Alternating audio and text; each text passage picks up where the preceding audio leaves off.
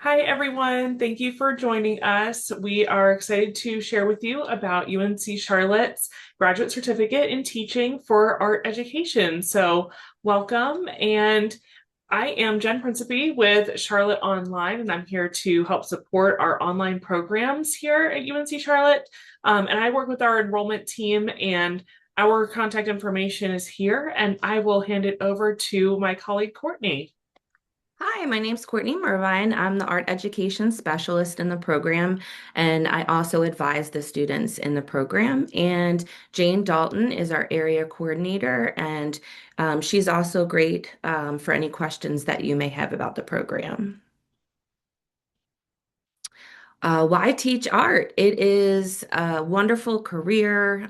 It's working with students in K through 12, private, charter, and public schools. You get such a wide variety of students bringing amazing different techniques and mediums that you've learned into the classroom, sharing art history, and being a positive influence on students that are also interested in the arts and help them explore the arts. Talking a little bit about the graduate program and the length of it, our graduate program is 16 credit hours. It typically takes students 3 semesters to complete the program, and this leads to North Carolina professional licensure. We are fully online courses. However, with those courses, we also have clinical hours, which take place in the schools. If you're working under a permit to teach, emergency license, or residency licensure while enrolled in the program, your clinical hours may be completed in your own classroom. However, I want to specify that it does need to be an art classroom. This semester, hours will build in clinicals. They start with 20 hours, and then second semester, you enter a year-long internship, and that is 30 hours. And then the third semester is student teaching in a classroom, and that's 40 hours, and that usually is 16 weeks long. The plan of study for the program mixes College of Education classes with art education classes. And usually there is one art education class and one College of Education course each semester. The MDSK program is middle and secondary grades because this licensure is K through 12. And then we have methods for teaching art education in both semesters. And then the final semester is again student teaching and paired with one other course from the College of Education. Requirements for admission. So when you apply, most students come in with a studio degree, a bachelor degree in studio art, a BA in art, or a BFA in art. We do have some students that might come in with a different degree, say psychology, and they might have a minor or have taken credits in studio arts. The courses we recommend, if you don't meet this requirement, I'll just talk about real quick. You can always take at a community college, and those would be courses like 2D, 3D, Drawing 1, Painting 1, digital media, printmaking, ceramics, hand building, fibers, sculpture, and I'll also add art history. So if you have a different degree and you'd still like to pursue this certificate, you can start picking up these courses in your local community college. Submission of transcripts from all institutions are required, and an undergraduate GPA from your last institution of a 2.7 is required for your most recent coursework. You also include a statement of purpose, two online professional recommendations, and a criminal background check as part of your application. Portfolio requirements. So we would like you to submit your best work It could be work that you've done in undergrad. It could be work that you've done in your aftergraduate or professional life. But if you would submit 12 images and label those images, we like artist statements at the beginning, and you can talk about your work and your interests and highlight areas of strengths. We also like to see a different variety of artwork. So that just means if you were a photography major, please also include some other forms of artwork. Could be printmaking, painting, ceramics, textiles, fibers art, drawing. And drawing also branches into oil pastels and charcoal and pen, so many different types of mediums. Same with sculpture. And then again, if you have an area that is your interest area, you can show some different artworks of how you've grown in that area.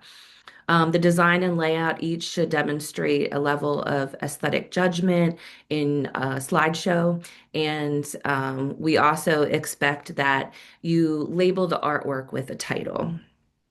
And then last, if you are a current art teacher and you're working in a school, please make sure that you don't include artwork from a example project. These should be professional works. All right, and then portfolio details. I think I talked about that a little bit.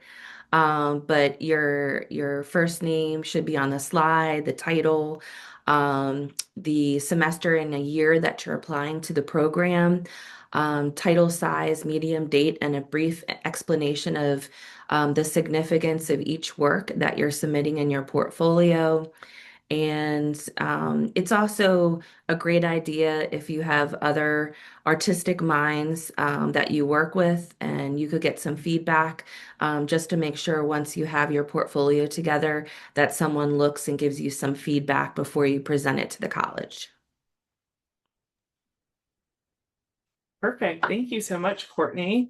Okay. And a little bit more details about the application itself, which Courtney went into detail about everything. So all of those items, those transcripts, recommendations, background check, portfolio, all of that does need to be submitted by August 1st for our fall application deadline. So we always recommend to start your application early. Typically, there will be several months ahead that application will be available. So we would love to see that well before that August 1st deadline, but that is the final deadline to keep in mind. And we do require a $75 application fee through the graduate school to process all of those items on your behalf.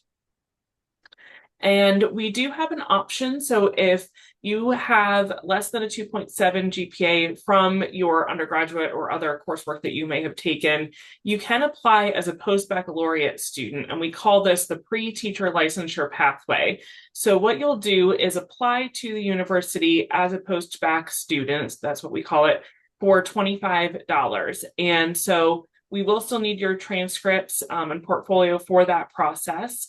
And then you will take classes with us. You'll take the first two classes of the program in a semester, and you'll essentially be establishing a brand new, fresh Charlotte GPA. So you do need to get A's and B's in those courses to be eligible to move forward. And then we will recommend that you apply for admission to the graduate certificate officially, which will be, again, an additional application of $75. But then you can move forward and complete the degree as planned.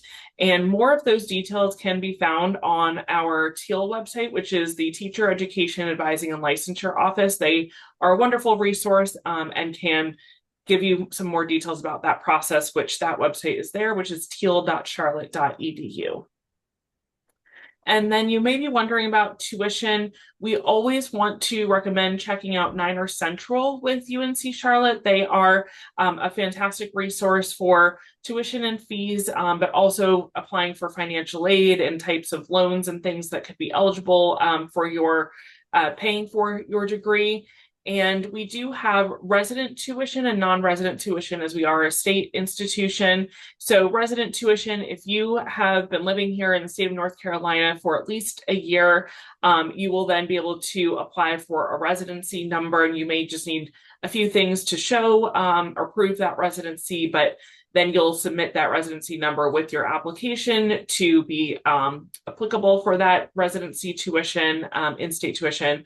And then if you live close to North Carolina, you may be eligible to do the program still because it is online, but you do need to do your clinical hours within the state of North Carolina, since this does end up applying to a North Carolina professional license. But that is an out-of-state tuition. And again, all of this is noted on our Niner Central website. So I definitely encourage you to go there. One other thing I'll mention is, as an online student, you will have significantly less student fees than a main campus program, but you still have access to lots of amazing resources here at UNC Charlotte. So we do try to make it more affordable for you as an online student. And once again, here are all of our contacts, and we encourage you to send us an email, or you can give our enrollment team a call. We'd all be happy to answer your questions and chat with you. And we hope that we'll be seeing your application soon for our program. Thanks so much. Thank you.